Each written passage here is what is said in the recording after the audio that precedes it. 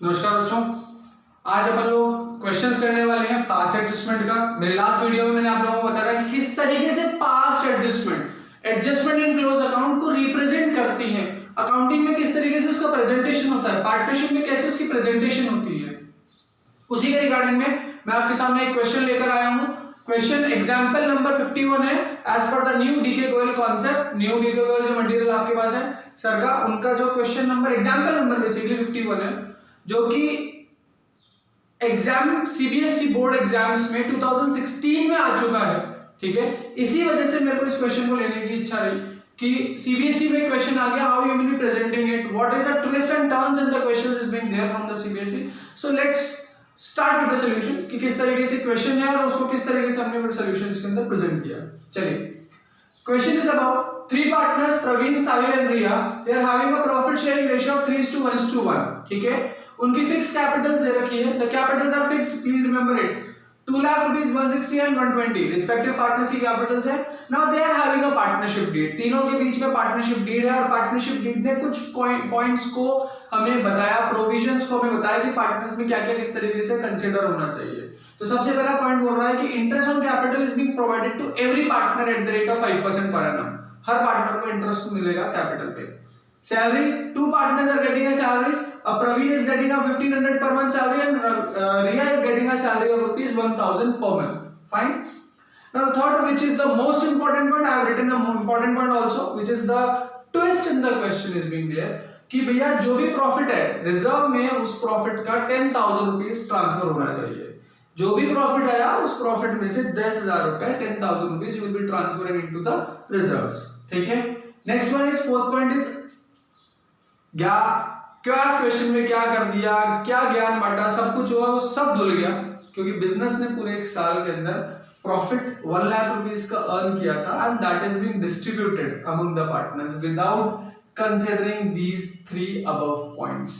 ठीक है, 1 लाख का प्रॉफिट पार्टनर्स में डिवाइड हो गया, ना तो पहला, ना दूसरा, ना तीसरा पॉइंट कंसीडर किया ही नहीं।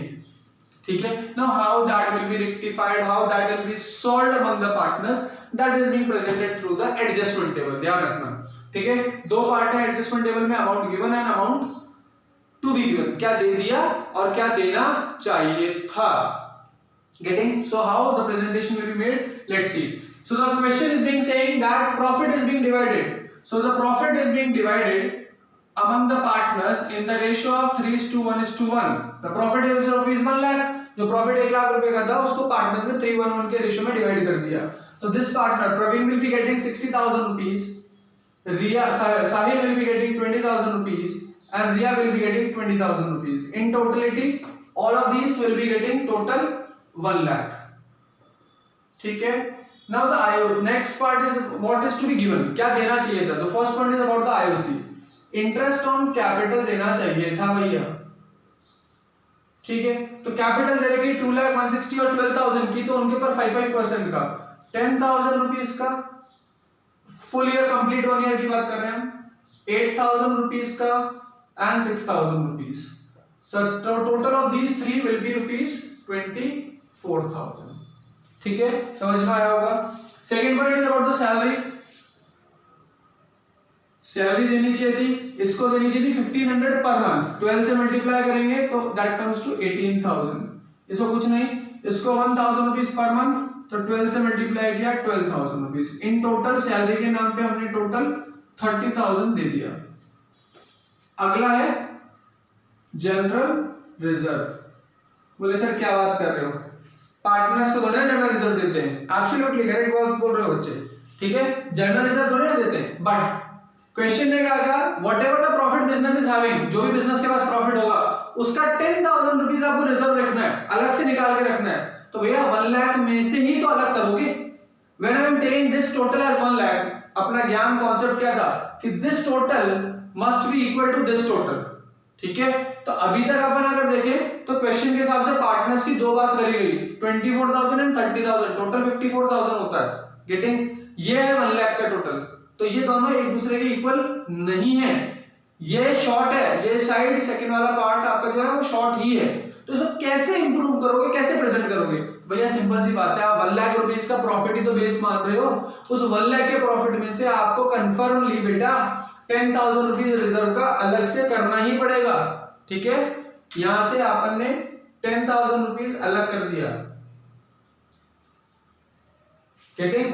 वो टोटल में से कंसीडर हुआ, इंडिविजुअल पार्टनर में नहीं बटा, इसलिए पार्टनर्स में डिस्ट्रीब्यूशन नहीं किया, ठीक। Now we are taking the total, this is 1 lakh, these 3 are of 64, 54 तो ये हो ही गए थे, 10 और जोड़ दिया तो those are of 64, तो शॉर्टेज यही आई, that is of rupees now 36,000, ठीक है। और उसको हमने नाम हमारे ज्ञान के हिसाब से, कॉन्सेप्ट के हिसाब से क्या दिया, रिमेनिंग प्रॉफिट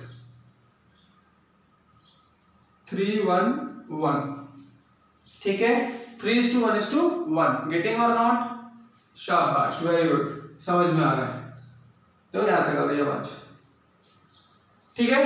तो अब 3:1:1 में इसको डिवाइड करते हैं, तो 7,200 is this portion, 7,200 is this portion partners amount and 21,600 is the profit of this partner, ठीक है।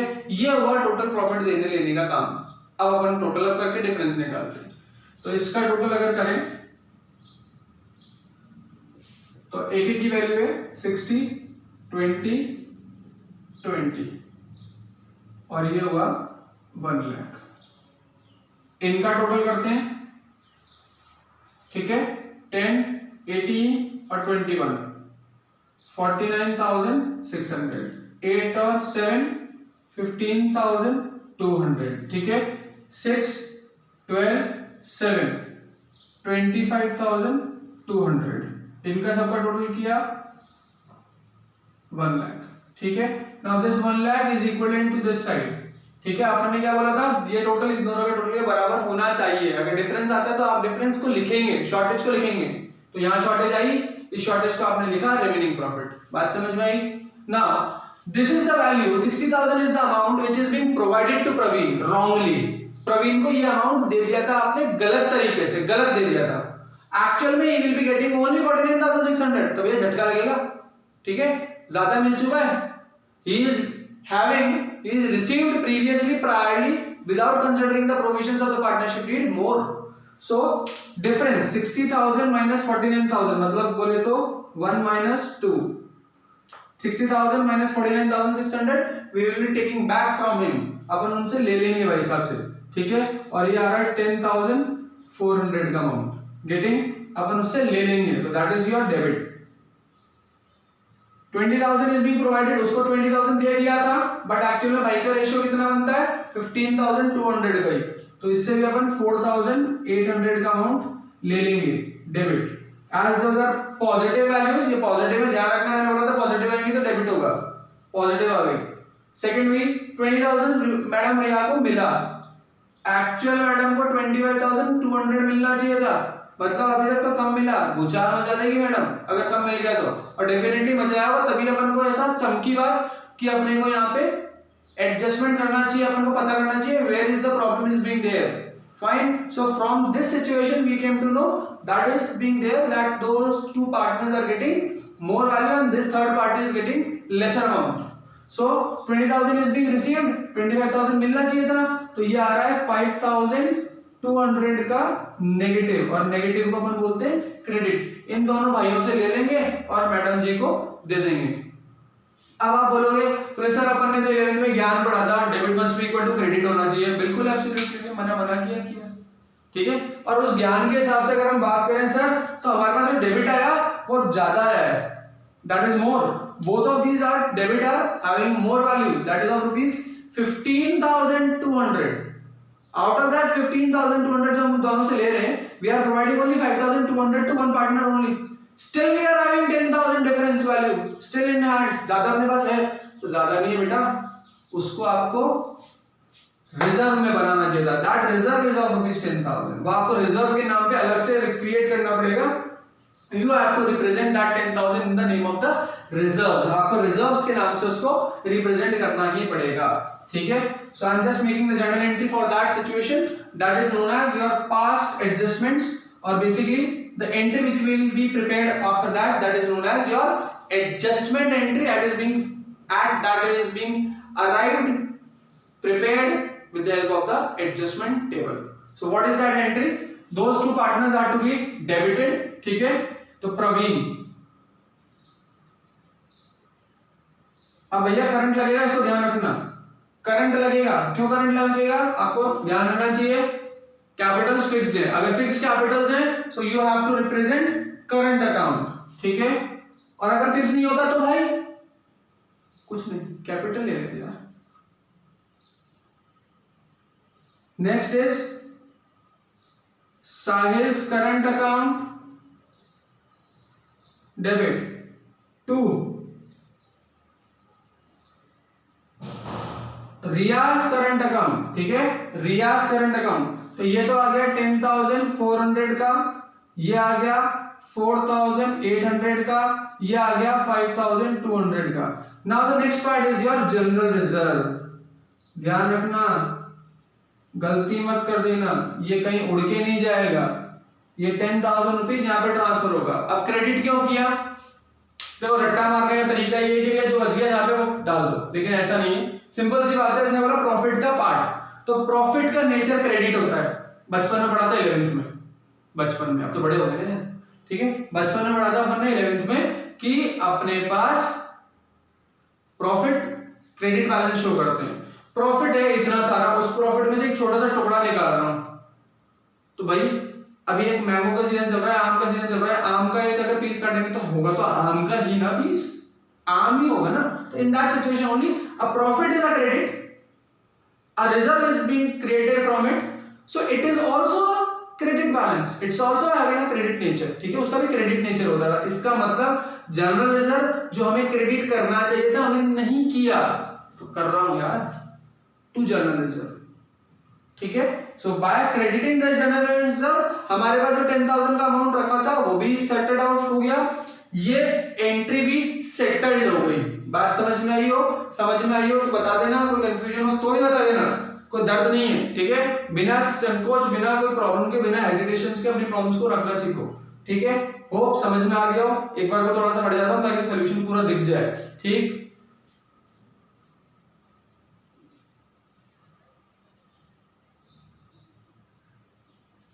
चलिए फाइन, हो क्वेश्चन समझ में आओ, सॉल्यूशन समझ में आओ।